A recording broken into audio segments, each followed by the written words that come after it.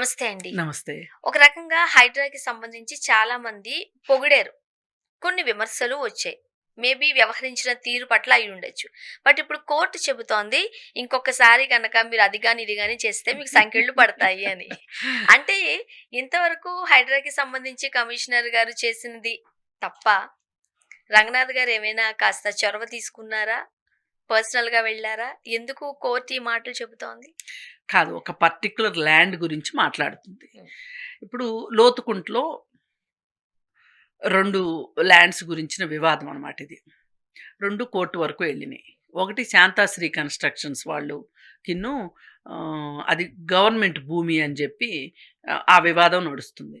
దానిలో వాళ్ళు హ్మ్, కోర్ట్‌లో నడుస్తున్నప్పుడు పని చేయడం ఆపాలి మరి. హ్మ్. పని చేయటం ఆపట్లేదు. ఆపకుండా వాళ్ళేం జేస్తున్నారు అంటే పనులు చేసేస్తున్నారు. అందుకని పదే పదే హైడ్రా వాళ్ళెళ్లి డిస్టర్బ్ చేస్తున్నారు. డిస్టర్బెన్స్ అంటే వేరే ఏం లేదు. పని ఆపమని చెప్తున్నారు. హ్మ్. వాళ్ళేమో కోర్టు దగ్గరికెళ్లి మొరబెట్టుకుంటున్నారు. కోర్ట్ కూడా అంటుంది గదా! అలవాటు పడ్డ నేరగాడిలాగా మీరు ఇదే ఇదే చేస్తున్నారంటూ. చేస్తున్నారు అని.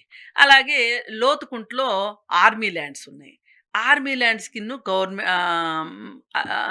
ఆ ల్యాండ్స్ గవర్నమెంట్ అని గవర్నమెంట్ అంటుంది. ఆర్మీవని ఆర్మీ అంటుంది. ఆర్మీకి ఏంటి అంటే ఒక ప్రైవేటు వ్యక్తి ఎవరైనా సరే ఇది నా భూమి అంటే ఒకవేళ గవర్నమెంట్ భూమి అని గనక గవర్నమెంట్ అంటే గనక అక్కడ ఎంతో కొంత వెయిటేజ్ గవర్నమెంట్కే ఉంటుంది. హ్మ్. మళ్ళీ గవర్నమెంట్ భూమికే ఆర్మీ భూమి అనే ఒక ఇది వచ్చింది అనుకోండి, ఆర్మీకే ఎక్కువ వెయిటేజ్ ఉంటుంది. ఓకే. ఎప్పుడైనా సరే ఆర్మీ భూమిని గనక మనం తీసుకోవాలి అంటే గనక అది అంత ఈజీ కాదు. ఆర్మీ భూమి ఒకటి, అటవీ శాఖ భూమి ఒకటి. ఈ 2 భూముల్ని మనం తీసుకోవాలి అంటే వాళ్ళకి ప్రత్యామ్నాయంగా ఇంకొక ల్యాండ్ ఇచ్చే ఆ ల్యాండ్‌ని తీసుకోవాలి. కొన్ని టర్మ్స్ అండ్ కండిషన్స్ ఉంటాయి. కొంచెం డిఫరెంట్‌గా ఉంటాయి. ఇప్పుడు ఏఓసీ ఉంది. ఏఓసీ దగ్గర వాళ్ళు అప్పుడప్పుడు ఏం చేస్తుంటారంటే ఏఓసీ గేట్లు మూసేస్తుంటారు. హ్మ్. ఆహ్, హ్మ్. మళ్ళీ ఎవరో ఒకళ్ళ ద్వారా సంప్రదింపులు జరిపి ఆర్మీ ప్రాంతంలో వాళ్ళకి కంటోన్మెంట్ ఏరియా. హ్మ్. కంటోన్మెంట్ బోర్డు అధీనంలో ఉంటది ఆర్మీ ఏరియా. అయితే కంటోన్మెంట్ బోర్డుకెళ్ళి ఇప్పుడు మామూలు వాళ్ళు పౌర సమాజం వెళ్ళి వాళ్ళని అడిగి బతిమలాడి ఆ గేట్లు తెరిపించుకుంటా ఉంటారు. ఎందుకంటే ఆ గేట్ గాని మూస్తే గనక ఎన్నో కిలోమీటర్లు తిరిగెళ్ళాల్సి చుట్టూరు వస్తది. తిరిగెళ్ళాలి. చుట్టూ తిరిగెళ్ళాల్సి వస్తది. అందుకని ఆర్మీ వాళ్ళకి ఆ మాత్రం హ్మ్. ఉంటదనమాట. అది. మేము గ్రేట్ అన్నట్లుంటారాళ్ళు. అయితే ఇక్కడేం జరుగుతుంది? ఈ ఈ ఈ గవర్నమెంట్‌దా అనే దాని విషయంలో హ్మ్, క్లారిటీ రాకపోతే వీళ్ళేం జేశారు అంటే, గవర్నమెంట్ భూములు ఆక్రమణలో ఉన్నయి ఏమేమి అని ఒక లిస్టు తయారు జేసి పెట్టుకున్నారు హైడ్రా వాళ్ళు. హ్మ్. పెట్టుకున్న తర్వాత వీళ్ళేం జేస్తున్నారు అంటే, అది ప్రైవేటోళ్ళన్నా అవనివ్వండి, ఎవరన్నా అవనివ్వండి ఈళ్ళు ఎళ్ళిపోతున్నారక్కడికి. ఎళ్ళిపోతుంటే ఇది ఈ ఆర్మీ వాళ్ళు హ్మ్, కోర్ట్‌లో ఏశారు. హ్మ్. ఏసేసరికి ఈయనకి చెప్పారు వద్దు అని. ఈ అయినా గాని ఇప్పుడు ఈయన అశ్వి మీద యాగం చేస్తున్నట్టు గుర్రం మీద ఎళ్తున్నారు రంగనాథ్ గారు.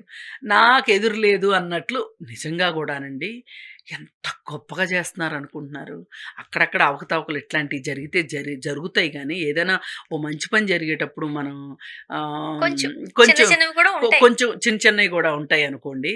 మొన్నండి 86 ఎకరాల ల్యాండు. రాయదుర్గం ల్యాండ్. అది గవర్నమెంట్ ల్యాండ్. ఒక ప్రైవేట్ అతను ఏం చేశాడంటే, అతను ఆ ల్యాండ్ పక్కనే ఒక ల్యాండ్ కొనుక్కున్నాడు.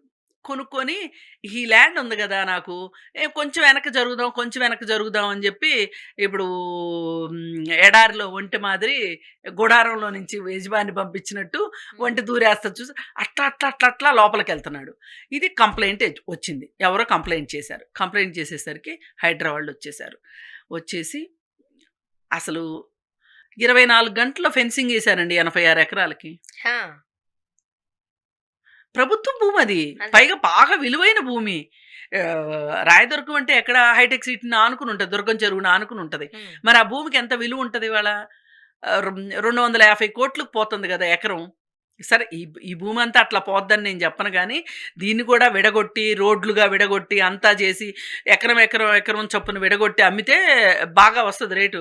ఎకరం 200,00,00,000 అమ్మినా ఆశ్చర్యపోవక్కర్లా. ఒక హాఫ్ కిలోమీటర్ డిస్టెన్స్ ఉంటది అక్కడికి, ఇక్కడికి. ఓకే. ఏది మొన్న అమ్ముడు పోయిన పొలానికిన్ను ల్యాండ్ కన్ను దీనికిను. దీనికి. అందుకని వీళ్ళేం చేశారంటే యుద్ధ ప్రాతిపదికన అదే ఓన్లీ రెవెన్యూ డిపార్ట్‌మెంట్ అయితే గనక ఈ పని చేయగలిగేది కాదు. హైడ్రా కాబట్టే ఈ పని చేసింది.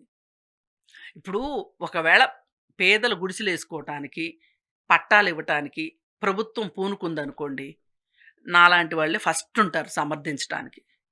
కానీ ప్రైవేట్ వ్యక్తులు అన్యాక్రాంతం చేస్తాను ప్రభుత్వ భూమిని అంటే ఎట్లా ఒప్పుకుంటాం? ఇవాళ భూమి చాలా ఇప్పుడు దేన్నన్నా ఉత్పత్తి చేయొచ్చు కానీ భూమిని ఉత్పత్తి చేయలేం. అవును. ఉన్న భూమితోనే సర్దుకోవాలి. అంతే. ఆహ్, కదా! మరి అలాంటప్పుడు భూమికి విలువొస్తుంది. ఇక్కడ ఈ ప్రాంతం ఇవాళ ఐటీ కంపెనీలకు గానీ, దేనికైనా సరే సెజ్‌లకు గానీ, దేనికైనా ఇచ్చేలాంటి ఏరియా. అది ఇది కాదు అనుకోండి, గవర్నమెంటే రియల్ ఎస్టేట్ చేయాలనుకుందనుకోండి, 300 గజాలు, 500 గజాలు ప్లాట్‌లేసిందనుకోండి అక్కడ, ఏస్తే గజం 2,00,000కి పోతది. హ్మ్. అక్కడ ఆ ఏరియాలో. అది జూబ్లీ హిల్స్‌కిను హాట్ కేక్ అది. Hot cake. అందుకని మరి ఇలాంటి భూములు ఎన్నిటినో కోల్పోయింది తెలుసా అండి ప్రభుత్వాలు పట్టించుకోక. ప్రభుత్వ భూములు. అదే పేదోళ్ళు పాకలేసుకుంటేనేమో వచ్చి లాఠీ చార్జ్ చేసి పీకేస్తారు. పంపించేస్తారు. అవును. కానీ మరి పెద్ద పెద్ద బడాబాబులు ఆక్రమించుకుంటే మటుకు ఏమీ మాట్లాడరు. అందుకని ఏంటంటే హైడ్రా చేస్తుంది ఇవాళ మంచి పనే చేస్తుంది చాలా వరకు. 100 పనులు చేస్తే అందులో ఒక 5, 10 పొరపాట్లు జరుగుతాయి. ఓవర్ లుక్ అవుతది. పైగా హైడ్రా సిబ్బంది ఎంత కష్టపడి చేస్తున్నారో. ఒక్కొక్క చోట గూండాలుంటారు. ప్రైవేట్ గూండాలు. వాళ్ళతో కూడా తలపడుతున్నారు. అంటే ఒక రకంగా చెప్పాలంటే రంగనాథ్ గారు మంచి పనే చేస్తున్నారు. ఖచ్చితంగా ఎన్ని కాకపోతే చెరువులు కాపాడారండి. ఇప్పుడు ఆ చెరువుంది. బతుకమ్మ కుంట చెరువుంది. ఇప్పుడు చాలామంది అసలు గమ్మత్తేంటంటే మీకు, వాళ్ళ భూమి గురించి రావట్లా చాలామంది కాలనీల నుంచి. హ్మ్. ఆ కాలనీలో పార్కులు అన్యాక్రాంతం అయిపోయినాయని గాని, లేకపోతే గవర్నమెంట్ ల్యాండ్ ఉందండి మా కాలనీలో, ఆ గవర్నమెంట్ ల్యాండ్‌ని పార్క్‌గా మార్చండి అని గాని, లేదు కాలువలు అన్యాక్రాంతం అవుతున్నాయని గాని, ఇలా రకరకాలు ఎక్కడ అదే ఇదివరకి రెవెన్యూ డిపార్ట్‌మెంట్ దగ్గరికెళ్ళి అసలు ప్రజలు కూడా ఎప్పుడైనా అక్కడ ప్రొయాక్టివ్‌గా ఉంటే జనాల్లో గూడా యాక్టివ్‌నెస్ పెరుగుతది. హ్మ్. ఇప్పుడు జనాలు ఎళ్లి ఇచ్చారనుకోండి, ఆ పని సక్సెస్ అయిందనుకోండి, ఉత్సాహం వస్తది. ఇప్పుడు ఇది పేపర్‌లో వస్తది ఖచ్చితంగా. ఈ పేపర్‌లో చూసి ఏం జేస్తారు, ఇంకొకళ్ళెళ్తారు. అదే పట్టించుకోలేదనుకోండి, ఒక మంచి వార్త రాలేదనుకోండి, అదే మనం అనుకుంటాం జూడండి. ఇప్పుడు ఈ పోక్సో కేసుల్లో నిందితులకి శిక్షలు పడిన విషయాన్ని అవును. మనం ఖచ్చితంగా మాట్లాడాలి. భయం ఉంటదప్పుడు. అప్పుడు అందరికీ తెలుస్తది అని హ్మ్. మాట్లాడతామే. ఇవి కూడా అట్లాంటివే అన్నమాట. అలా వస్తుండేసరికి ఇంకా చాలా మందెళ్తున్నారు. రంగనాథ్ గారికి ఊపిరి సలపనంత పనవుతుంది. కాకపోతే అప్పుడప్పుడు మరి కోర్టు నుంచి కూడా ఇలాంటి మొట్టికాయలు పడుతున్నాయి. పడుతున్నాయి. అదే కొంచెం అంటే ఇక్కడ ఇంకోటి కూడా జరుగుతదండి. హైడ్రాకి కూడా లాయర్‌లున్నారు. హా! హైడ్రా లాయర్‌లు కేస్‌కి అటెండ్ అవుతారక్కడికి. వాళ్ళకి వీళ్ళకి మధ్యలో ఏమైనా సమన్వయ లోపం ఉందా? అది కూడా చూడాలి. అది గూడా చూడాలి. లేదు ఇంకోటి హైడ్రా లాయర్‌నే ఈ ప్రైవేట్ వ్యక్తులు గావచ్చు, ఇట్లాంటి వాళ్ళు కొంచెం నువ్వు చూసి చూడనట్టు పో అన్నారనుకోండి. ఈళ్ళెయ్యాల్సిన పిటిషన్ ఎయలేదనుకోండి, హ్మ్. అక్కడ ఇవ్వాల్సిన పేపర్‌ని కోర్ట్‌లో ఇవ్వలేదనుకోండి, ఏం జరుగుతది? అవును. ఏవో ఉన్నాయి. మ్యాన్ మేడ్ మిస్టేక్సే ఉన్నాయి ఇక్కడ. అంతేగాని మనుషులు చేసే మిస్టేక్సే.